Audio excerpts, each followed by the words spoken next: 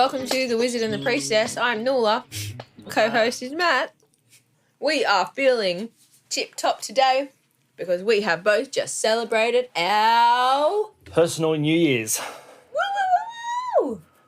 We are 1 year wiser. Do you reckon that just happens? The clock's over? At midnight, yeah. Or the minute that you were born. 10:21 a.m. for me. 1:11 in the afternoon for me. What's your number? I can't remember what it's 2. called. Is it? I don't know what number. The is it path number, life number thing? Oh, yeah. I'm 4. How do you make it work? I can do it on the paper. You add up the numbers of your birthday. So in tarot, I'm 4, which is the emperor. I would have to be the same. No. Oh, no. Oh, no. Yeah. No, I wouldn't because I'm 88. Yeah, that's true. Can you do mine? Okay. Yep, I'll do it. Don't mind me. 1 second. Welcome to the episode, everyone. So your life number is... 1 plus hang on, 9. Thank you. 1 plus 9 plus 9... No, hang on. No, I'm 88, 1988. For those of you who didn't know, I was born in 1988, the bicentenary year. The year that there was the expo up in Brisbane that my mum was afraid she would miss if she had to wait for me to be born. So they pushed me out with an induction. And now I need to be pushed to get things started. There you have it. We were actually thinking about whilst Matt finds this number, we were talking about, one thing we were talking about was our 12-month reflections. I think you're 10. I'm a 10. Then I'm a 1. Is it? It's only a single digit. All right, so you're a 1. Okay. And I'm a 1, everybody. Yeah. Do we know what that means? Yeah, you talk. Okay. Google research. And yeah, so as of 12 months ago, I was literally in the process of bringing little Aqua to life. She was energetically connected, even though the deed had not been done as thus far. But it was, 12 months in Is that calling when her I in. called it? Yeah. Matt had called it in April last year that I was going to fall pregnant in October. And I did, which was kind of cool. Quite cool. That was when I realised, wow, this guy's actually a wizard and maybe we should start a podcast, which Obviously. we did, which was literally 12 months. We energised it to such a degree we made it happen into digital reality. Yeah, we birthed it into life. Yep. So there was a lot of new beginnings that happened in my 12 months. And, yeah, for me personally this year. Look at the time. 12:34, everybody. Yeah. We, this year has been a big one. Has been a really beautiful landing into more and more my authentic self. So whilst we are kind of moving through the eclipse portal at the moment, I'm feeling empowered and rocking and really joyful. And yeah. How was your year, Matt? The year was good. This I found this podcast personally to be quite therapeutic, actually. I know there's a saying, I can't remember, I'm going to paraphrase the shit out of this, something about the more you hold in, the heavier it becomes. I feel like that we both have a lot to share, and we can share it with patients. That's sort of one-on-one in a very particular setting, in a very particular way, kind of to that person. Yeah. That this is a way to really reach the masses, and I find it quite therapeutic a lot of the time. Yeah. Me too. Yeah. Well, less therapeutic and more. You know what? We've definitely evolved with this too, because initially there was a lot of like excitement, and then there was like the process of actually getting it happening, and then that was like frustrating, and then I had to learn how to let go of true perfectionism, and like I think I've had a lot of growth that's come from You have. you too, Matt. I'm really I've learned a seeing lot your about microphones. gains. And I'm learning about Instagram. Yeah, I mean, you're really working on stepping outside and stepping in. And because what we're going to talk about more so today is rather than more. And actually, I just wanted to say thank you, Matt, for being my podcast host, co-host. I've really enjoyed. I am enjoying what we're creating. It still feels really fun and fresh. So as a birthday thing that I do. What did you do? Well, I'm going to tell you probably the something. You know how if you do a birthday speech, it's always the same kind of thing. Like for someone else? Yeah. Or your own birthday? haven't done my own birthday speech for No, someone but if it was one of your friends' birthdays. Yep. And you would to get up and do a speech. Mm-hmm. It would be all the stuff that you like about them. Yep. Right? Oh, fuck, where are we going? Please, it's too close to my birthday for like hard hits. So get comfy because the list I've written here. Hang on. I need to get strong. Hashtag shadow work. Well, no, I was going to tell you my favourite thing about you. Oh, that's really cute. Now I don't know if I want to anymore because you filled up the other way. I'm strong. I'm ready to receive it. Well, I like how unshakable you are in what you believe in. Cool. Yeah, I mean, thank you. I feel pretty strongly about what I believe in. Also open to expansion and learning always. Mm-hmm. But yeah, I appreciate that you see that. Do you want me to tell my favourite thing about you? Is that the question? You do whatever you want. Maybe we should have prepared these. That would have been nice. I would have been able to spend a little time on reflection. But the first thing that comes to mind when I think about my favourite thing about you is just that you are who you are. You're pretty easygoing. You were saying something different before. I can't remember what I was saying before. But now I've come to terms with the idea. I'll put you on the spot. No, but my favourite thing is just that you are who you are, and you definitely just like show up with your thongs on and your beige coloured, or what are they called? What do you call them? Natural coloured shirts, and just it's just the name of the colour. Okay, I got it. But yeah, no, you are who you are, and that I think we really just get along, and that feels really fun. And I like that. It's so easy. Happy birthday to us. Happy birthday to us. Cheers. So now we're going to focus on what's wrong. Matt really wasn't happy with our... We get the formalities out of the way. Now that we've moved through it. Now it's like a meeting, you know. Happy birthday, congratulations. All right, everyone, sitting down, buckle up, because this is where we're really got to work on. But yeah, no, we Matt thought that we couldn't really go too deep into our birthday reflections, and we had to move on to what's wrong. So his idea today was that we're going to talk about... Can I change my... What's wrong? And so the thing that we're diving into is just this feeling of in our world, we're just so focused on what's wrong, constantly focused on what's wrong, whether it be all the things that we're going to list or anything else. It's just that our world thrives, and us as people, in the way that we live in society, we thrive on what's wrong. I'm going to just butt in and say we don't thrive on what's wrong. We survive on what's wrong. Mic drop. But I can't do it. If you study the work of Angelise Arian, who was a psychiatrist, and I think she was a shaman as well, she puts focusing on what's wrong as one of the 4 causes of addiction. I know we're going to do an episode on addiction, but today we're focusing on what's wrong, or what most people perceive in everyday life, and it just throws them out. Yeah. Throws them out. But my point is that we think we're thriving on what's wrong. We think that this is the way we do it. I remember I shared an Instagram post a long time ago about the village aspect of postpartum and having babies, and this idea that we think this is what we're meant to be doing. Like, is this how we want it to be? Are we happy with this?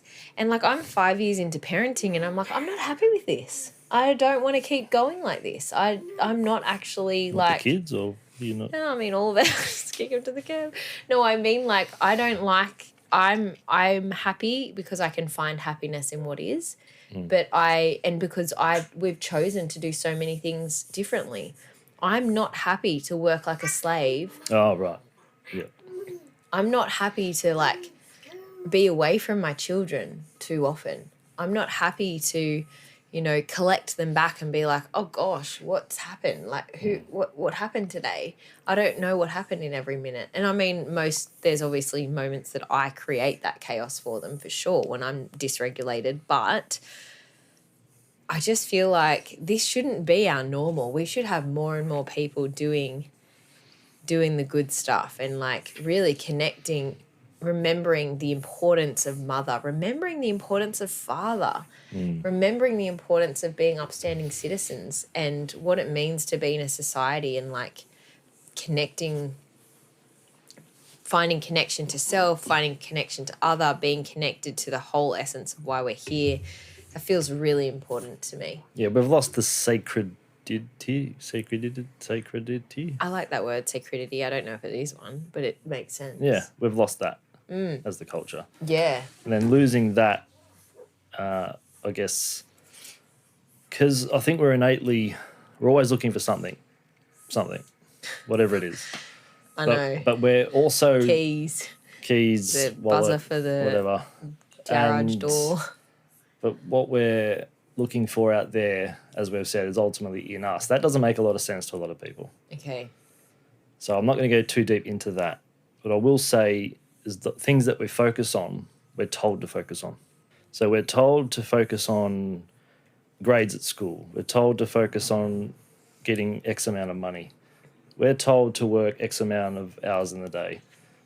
So I know when we started our own business, obviously separately 100 years ago, we were told that if you don't spend X amount of hours in the day purely focused on the business aspect of the business, you're going to fail. Now, is that true? Well, it's not, but we could probably have done a bit more focus on that. No, not really. Because you focus on the strengths, and yes, there's strengths and weaknesses with everything. Yeah. And a lot of people might see their weaknesses as, oh, it's too hard, it's beyond me. They might also think outside the box. Well, I might hire someone to do that. If they can't, well, I'm going to learn how to make my deficient less deficient and turn it maybe into a strength or something that I can do more proficiently. So it's less of a weakness.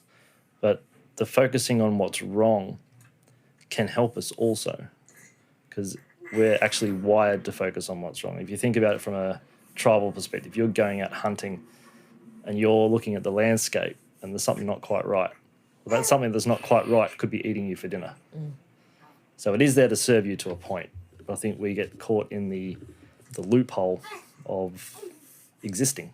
Yeah, in that primal brain, instead of really expanding to the to where Aqua's experiencing constantly. And so we read a little list of the things, and what we're focusing on most of the time is money and how that's going to serve us, and we're missing the point a lot of the time, and like, I have to do this in order to get that.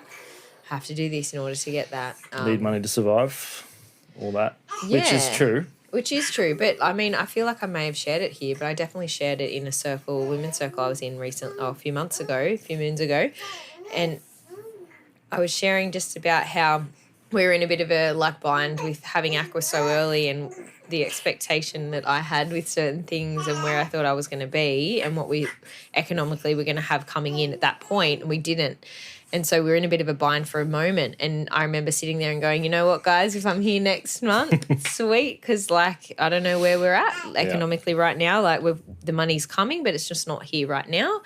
And then lo and behold, a big sum of money just, landed in our bank accounts. And I was I remember saying to some of the girls, and they were a bit like, oh, there's a point where you have to understand, like, you do need money to survive and you have to, like, have a contingency plan in place. And I was like, leaving it up. My hands are up, I surrender. And I feel like that was a big test for me, a big pressure moment to actually let go and lean in and just not focus on what was wrong and just keep focusing on what was right and keep trusting that the process forward was going to serve me. Yeah. And lo and behold, here we are in our new studio. Deluxe studio.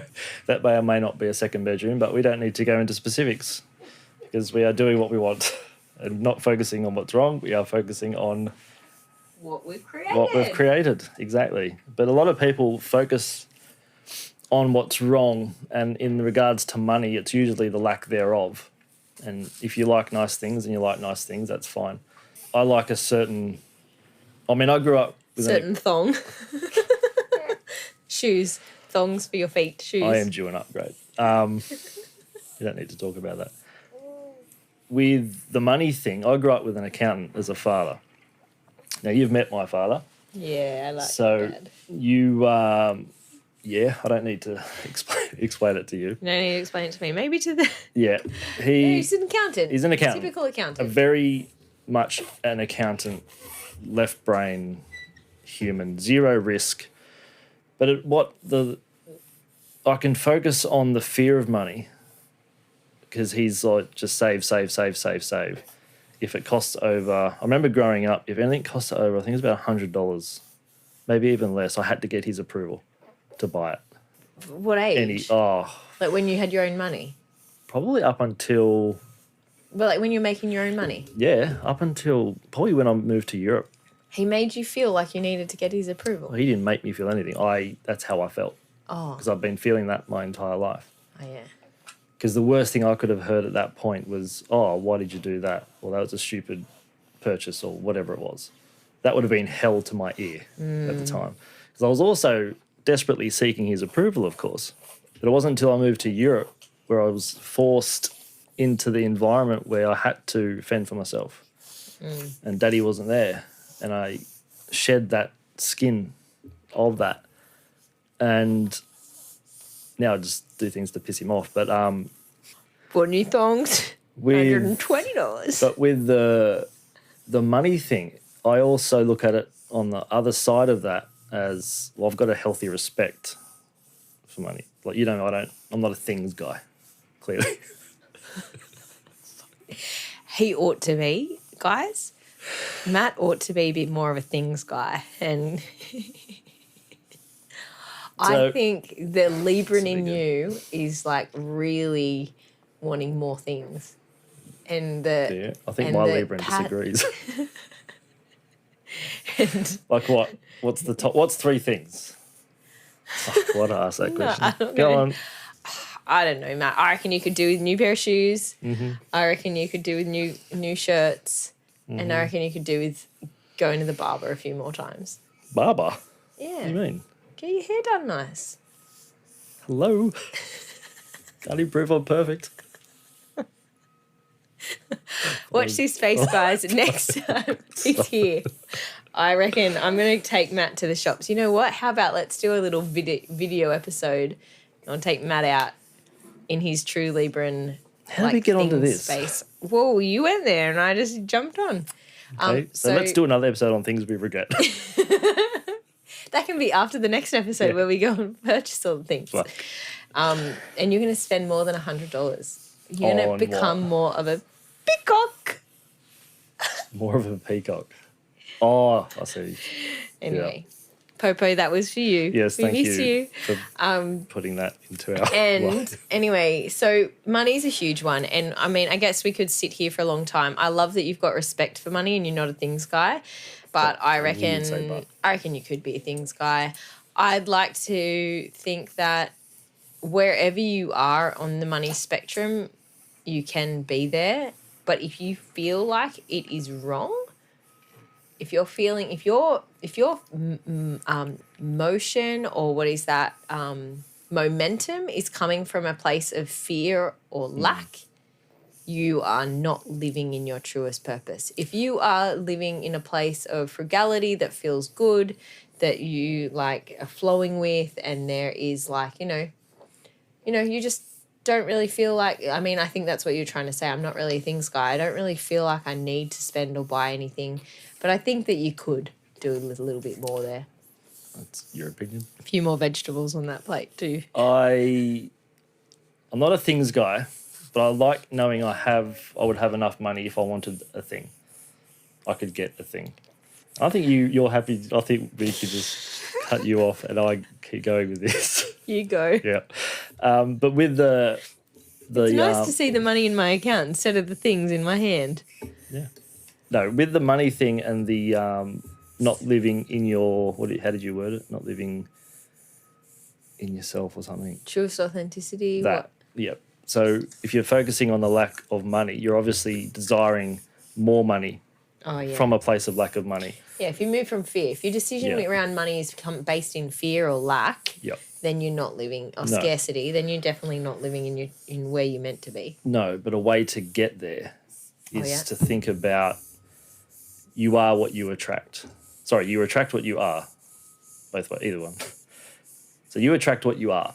So if you're in that space of focusing on what's wrong, i.e. lack of money, you can't attract anything but more lack of money. Yeah. Where energy go, where tension goes, energy flows. Is it tension? Okay. Yeah. So it can be tricky, right? Especially with the bills piling up, etc., etc. But as you said, the moment you let go of that resistance, it just comes. Magically comes. And it's not magic. It's like this is the beautiful creation of quantum physics in the universe. It's like this is the reality. And so whilst we sit, like we shared last time, like whilst you sit in that tension and disharmony, you're literally doing yourself a disservice. And now I've mentioned last time, is like literally did all this work on myself, did this yoga teaching, thought I was like, okay, I've done the thing. I've like released so much tension. I've released so much shadow. And then all of a sudden I was like, no, I haven't. I haven't done anything. And then slowly in like the recent years, I've done that work and now I fully actually deeply trust. Like I will let go. And it doesn't mean that I'm doing nothing. And I didn't really understand that. That felt like a polarized idea that you can trust and surrender. And then, and like that must mean that you do nothing. Yeah. But it's actually the energy that comes with that. When you do truly trust. Your energy. Yeah, when you do truly trust, the energy comes. All of a sudden you have energy to go, oh yeah, I might just like walk down the street and ask that person if they need a hand. And like see if, I might just like reach out to that person that I haven't spoken to in a while and see if they needed something that I can offer them. As an exchange or whatever it might be, whatever you're trying to achieve or receive. But I think that's the thing. What we're trying to talk about today is like, if you focus on what's wrong, you are focusing on the tension point, and you're only going to get more tension. And you also create a psychic block to the thing that you think that you want by coming from that place of lack. And if you're in that spot of instead, oh, I owe this, I owe that, I got this bill, that bill, whatever it is. I can't believe I've got this place with this person, or I've got my plants, I've got this thing and that, and you're feeling that what I've got, that's the shift, and that's just when it comes. Yeah, man, the more that's come back to the more grateful we can be for what we've got. And this is another thing. I used to hear this all the time and I'm like, yeah, but how can I be grateful for what I've got when it's not what I want? And it's like, yeah, but if you find you got to actually embody that. And if you can't embody that, then you're feeling must be something there that's blocking you from feeling that true abundance of what you have. And because everyone listening here has a phone, and that is putting you in the top 5% of the world population. So top 1. So top 1% of the world's population of humans. So yeah, that's pretty. Things aren't as bad as what we've made them out to be. No. So then we're going to go on to, what we don't have, or like, oh, that's a really cool one, what you mentioned. what we're focusing on what the world issues as if they are our own issues. And like maybe there's an aspect of the microcosm in the macrocosm, right? Yeah. So there is an aspect of what's happening internally or what's happening in your personal life is also happening in the macro. Like that is a possibility, but see it as that. Yeah, there's two ways to look at that, taking on the world's problems. So the COVID thing, the vaccine thing, the climate change thing, the gender thing, and the other thing. I've spoken to people not only in clinic but just like family, and they get really into it. They've invested themselves so much into it that that sort of agenda becomes a part of them, and they have to hop on the bandwagon because everyone else is on the bandwagon. So it becomes a part of them, and if you disagree with them, it creates more friction and more isolation, and that just creates more focusing on what you don't have, which is the connection, etc. But there's two ways to look at it. One way is to look at, well, what's that got to do with me, for a start? Yeah. Another way to think of it is a way to eradicate at least 80% of not only your problems, but the world's problems. Turn off the media, social media and the news for 30 days. If you didn't watch or listen to any of that, you wouldn't know about COVID. You wouldn't know about climate change. You wouldn't know about the gender shit. You wouldn't know about anything of that. So why are you going out of your way to invest in it? Often I find that's the orphan child wanting to belong to a tribe. Another way to look at it is if you want to go into a deeper spiritual journey regarding that, is the person that you feel irritated by the most. For me, it's the Bill Gateses and the Faucis of the world, but I have to find them in me, because everything outside me is essentially a reflection of me. So I need to find that in me to work on that. So then I don't give them the power for them to upset me. And obviously they're not aware that they're upset, or probably not. I've spoken to them for a while. But so why would I Big let... falling out when they told us about social distancing.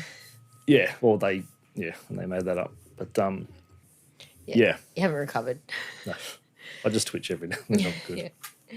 I'm good. It's big. It is really big, and it's really important that we keep bringing ourselves back to ourselves. And I think that's one of those things.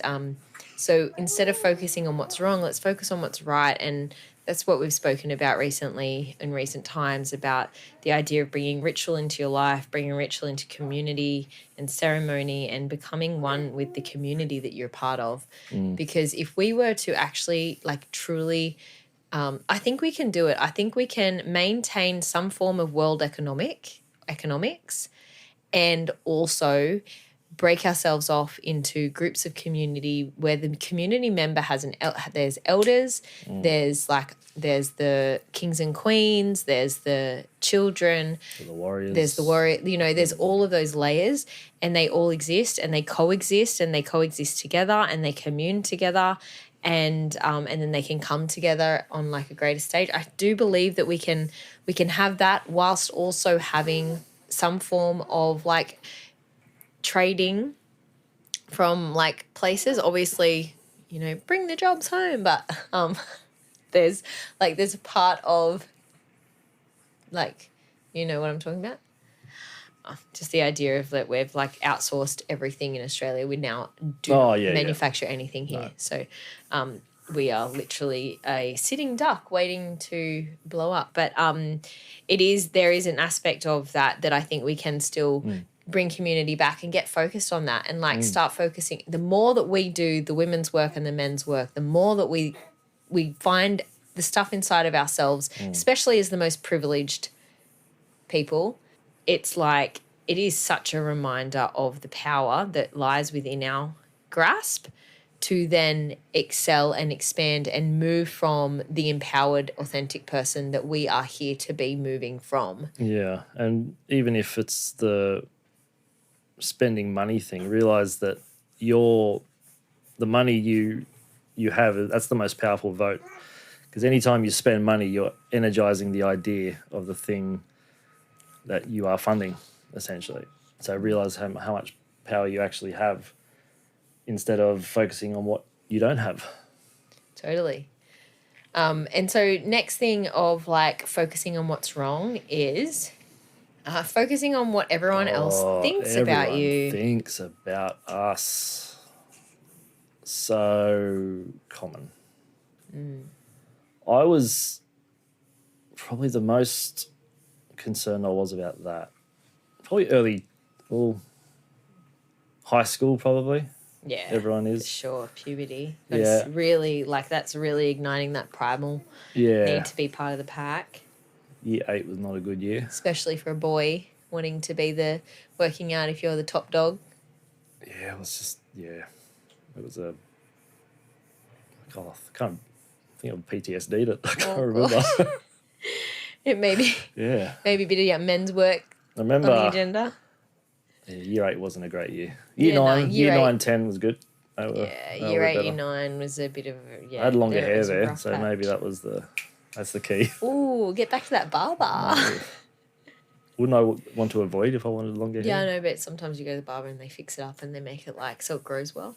Oh, Anyway, what were we talking about? just the fact Oh, that everyone. we're so focused on the bad things people. I Yeah. guess that's the thing too. It's like it's not just that what everyone else thinks about us. It's focusing on what's wrong with us that everyone else thinks. Well, it's the focusing on, not only the focusing on what everyone thinks of us, it's the focusing on who we seek approval from the most and what's lacking in us to get said approval. So I remember, it was probably till, I think it was even when I got back home from Europe, I was still unconsciously wanted dad's approval. Yeah. And then there was I can't remember the event, but I just remember waking up one day not needing it. Uh-huh. And it was one of the most liberating things I've ever experienced. But that's part of the journey. Absolutely. And at some point we've all felt, and that slight anxiety or the worry of, I wonder what they think of me. But then or what they think of that. yeah, Like, for example, walking into a room and, like, just entering a conversation and just, like, diving in and being like, blah, blah, blah, blah, this is my opinion. Or, those really annoying people. yeah, those annoying people that do that kind of, like, just jump in. Or the people that sit back and just, like, wait to be invited in like a vampire. What have you got to say about that? I'm just seeing there's a bit of a polarity happening in this space. Yes. One side is the vampire. I'm the outgoing one. And then one side is the one that jumps in and then is like, oh, oops, So one side drains the energy. Is that what you're saying? the vampire. Is that what you're saying? Not at all. I'm just saying that one side is waiting to be invited in and the other one's jumping in. So it just is like they still could. It's two sides of the same coin essentially. Like you still could be concerned about, I reckon we'd come up with a better word. Okay, well the vampire is worried about going in better there. word than vampire. A wizard. Or what word are you thinking? How does wizard all of a sudden have 4 syllables? Wizard. Just then. I wasn't sure if you wanted me to share that with the people. Share whatever you want to share. But no, it's just that idea that, like, you can still be concerned about what someone thinks of you, whether you are the person. Like, you could be concerned that someone's going to think something of you if you jump into a conversation, or you could be concerned about what you did actually say in the conversation. So you could be, it's sort of like, but by focusing on what they think is actually a disservice to you. Yeah. And I think the more that we are free from that, the better. And you're handed your power to that. That what is. That Because what it is it true? No. Because do we actually know what someone's thinking, even if they tell us? And you know what? No one thinks about you more than you do. It's because I'm the center of the universe. We all are.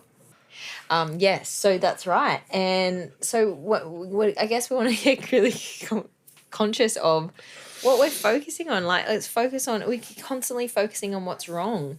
And the other aspect is like focusing on the things that I don't deserve. Well, let's say you're still focusing on you're still worried about what someone thinks about you. Yeah. What's the worst case? Someone thinks you're a vampire. I don't know. It's the worst thing that they can think it. The only Then thing what? I think of that though, like just to pull it out of this idea, you know how I believe in collective prayer or like collective thinking. So like what is being consciously vibrating, what is consciously vibrating has some form of impact. What's vibing in the collective? Yeah, or like what's vibing, like, because I do believe maybe this is just the universal law that only positivity actually vibrates in this way, but I don't think it's the case. But it's sort of like if someone is thinking, this may be the reason why we're so concerned about that, is that if someone's thinking poorly of us, that vibration is creating a frequency, and that vibration can have some form of impact. Yeah. Carolyn Miss would call that a poisonous dart. Oh, Carolyn, tell me more. So you think a negative thought about someone, think about the mechanism of a thought. The mechanism of a thought is bringing your consciousness and tuning it into something. So if you think that all there really is, if you want to get past the material, is consciousness and light, and if you've ever connected to consciousness, it feels a lot like love. So love forms light into a thought form. So if you're taking that thought form, i.e. creation itself, turning it into a negative and throwing it at someone, what impact does that have on them psychically? And that's why Carolyn Miss said, if you knew how powerful your thoughts were, you wouldn't let yourself leave the house. So we need to love everyone around us as much as we need to love ourselves. We need to love ourselves and love everyone as if it was ourselves. So I would always treat a partner as if that partner was my best friend. I would treat me like I was my own best friend. Do you do that now? All the time. Love that, man. Yeah, for sure. I agree. And I was just thinking about that then when we say, like, when we're focusing on what's wrong and we're focusing on what everyone thinks about us, we're essentially just strengthening the poisonous dart, if there were one. Yeah, it's like but not only are we strengthening psychically, we're reinforcing those neural pathways from when we hear it and wear it. And then that becomes a thing. So next time that is said or heard or felt, then that program just runs the show. That channel that you're watching, that's what you're watching. Totally. Whether you want to or not. And then that affirms that I don't deserve something or I'm not enough or, you know, any of those things, because if there was a little bit, because it's so interesting, they must think this. You had to conjure that thought up. Yeah. So maybe we needed to point that finger back at ourselves and be like, Could I quote Carl Jung again? yeah, go. Every time you point the finger at someone, you got 3 fingers pointing back at yourself. But my thing in that is, if that is, I just had a really big thing. You just have an epiphany. Yeah, but anyway, we'll just focus here. No, I just... Anyway, it is that. Like, if you're the one conjuring that thought. You have no idea what you're thinking about. It's actually really cool. A good friend of mine and I often, like, delve into these games that we play, and we're pretty good at, like, catching ourselves and catching each other and, like, leaning in and kind of uncovering, I was thinking this, and this is what I've affirmed for myself is the reason this is happening. And then every time we kind of lean into that and like, oh, I just thought that you thought this. She's like, oh, well, I was thinking you were thinking that. And we're like, what the fuck? Those stories don't match up. No. Like, if we were to share those stories, they just aren't the same. They're not even in the same universe. Yeah.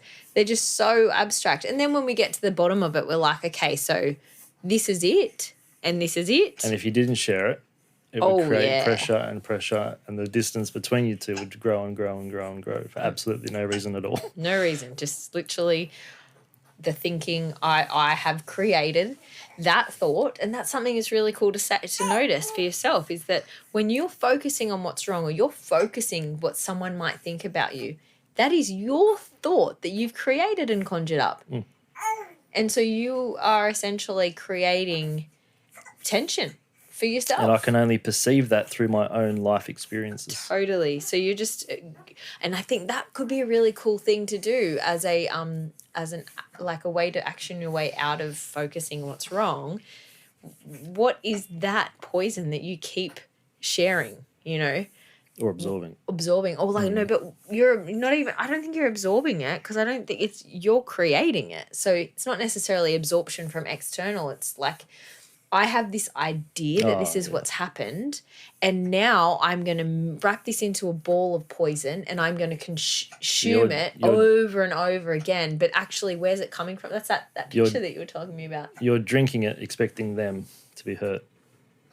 Yeah, but also, like, I'm not talking about you having bad thoughts about someone else. I'm talking about you thinking they've got bad thoughts about you. All right, so you're perceiving that you're being poisoned, but actually, you're the one making the drink. You're the one. Yeah. Yeah. You're like, all of a sudden you see your hand like shaking up the margarita, and Why me? like, oh shit, hang on, that was Why me? Why does this keep happening to me? totally. And like, yeah, that victim aspect of like coming back to yourself. Like, if you are thinking that someone else is thinking bad thoughts about you, more than likely you're thinking bad thoughts about you. It's you that's creating the mirror. that. Yeah. So we create our reality, right? Wow, like, I've never known before. What a reminder. And if you're not sure what you're thinking, look at your life now. Look at what you've created in any given moment and how you feel about said moment. And that's essentially what your unconscious is thinking. I'll just let you sit with that for a second. It needs a minute. Go again. If you're not sure what your unconscious is thinking, take a look at what you're creating moment to moment. Then sit with how you think / feel about said moment. Any moment. Yeah. So right now, your unconscious is like, play. It's seeing the divinity in a little human. Yep. And there's moments where you're completely lost. You don't even know where you are. That doesn't happen that regularly.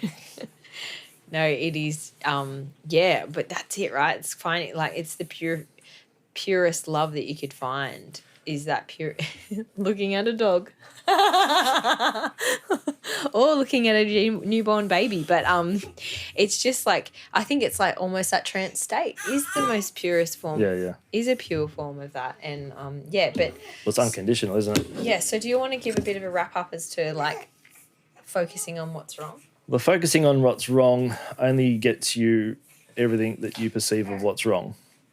The focusing on what you don't have is only going to attract everything that you don't have, and it's going to magnify that to the degree that you keep focusing on it. The world issues, I think that could be another episode, but essentially, is it yours to worry about? We talk about viruses and pandemics, and that for me comes back to, is that really true? The climate thing, is that really true? Do I have information on both sides of the coin? Can I learn more? If I learn more, does that make me more anxious? If it does, then I'm not going to give my energy to that. What everyone thinks about me. If I'm worried about what you think about me, I'm correct, because I'm the one perceiving it, regardless if it's true. I didn't say it's true, I said it's correct. So I'm going to wear that as my own belief. I'm going to think that thought so much it becomes a belief. That's going to affect my behaviour, which is ultimately going to direct an outcome in some way, shape or form. Whether it's going to work for me, that outcome, or it's not, we'll see. Probably not. Probably not. Probably less than ideal. Yeah, especially if it's what's wrong with you. Yeah. Or like what, yeah. So I might be insecure about something and hope that you don't notice it. Found it. Not insecure, I don't care. think the only one who cares is... Yeah, I mean, I'd love you to go to the barber. Make this episode look at that hair. No, I'm joking. I'm truly joking. So I I do think not care. Nula's displaying Yes. the finger pointing thing. Look, because I'm feeling like I would have liked to do my hair better today. See? Hashtag shadow. Fuck. So Nula's obviously feeling she doesn't deserve. Nor good enough. Even though I told her favourite thing about her. I don't like the word deserve. I don't like the word earn. I've spoken about this before. Everything is available to us. If we're all from a single point of consciousness, how can it not be? How can we not be it, the very thing that we want to attract in our life? So we just need to allow it. So instead of saying I don't deserve this, I don't deserve that, I don't earn this, I don't earn that, what you're really saying, what you're putting out there vibrationally is I don't allow this. I don't allow that. So let's start prioritizing what's right instead of focusing on what's wrong. We'll focus on what you're grateful. Everyone talks about gratitude. I think to such a point, it's almost a buzzword now. Yeah, So I think know. if you just focus, if you're just... But it doesn't land. It didn't land for me for years to be grateful. Okay. And then now when I hear the word grateful, I'm like, Was there a point for you where it changed? yeah, just a couple of months ago I started meditating on it. Okay. And like, I mean, I am truly grateful in so many ways that it's just like, that's a subconscious thing for me. But then now I've brought that to the conscious of being grateful in a whole nother way. And now I'm embodying that more and I can feel myself being a nicer human for that. Really? Yeah. You must practice Can't it sometimes. you tell? No. Yeah, it's really, I think if you can't get to the grateful phase, it's acknowledging what you have, acknowledging just the situation that you're in. If you're having like a panic attack or you're really down, you can get to a point of, I know Paul Chek talks about the questions he throws out is, do I have access to food? Do I have access to water? Do I have access to shelter? Is there love in my life? Can I breathe right now? If you answered yes to all of those, it's largely a story that you told yourself. And so we'll look at that story that you told yourself. And I mean, you can choose the ending because you're writing the story. And that can be a priority for you. And it can go any way you want. Yeah. So whilst it's easy and potentially somewhat primal to focus on what's wrong, the wizard and the priestess think... Do you know what I think? Right, I'll get my tea. We, as mind, body, spirit complexes, we try to escape being human by connecting to spirit, by meditation, whatever it is, all the stuff. So we try to escape the human by connecting to spirit. All for it, just so we're clear. What if, Miss Noah, we realise that we are spirit? Peace.